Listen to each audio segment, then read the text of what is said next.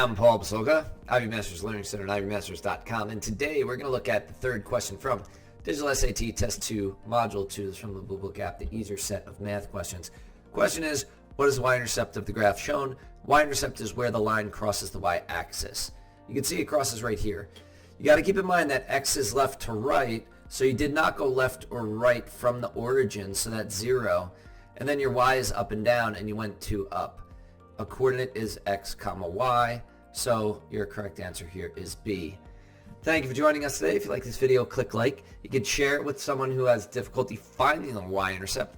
If there's any question you'd like to see answered from any official PSAT or SAT or ACT, leave that in the comments. I'd be happy to shoot a video on it.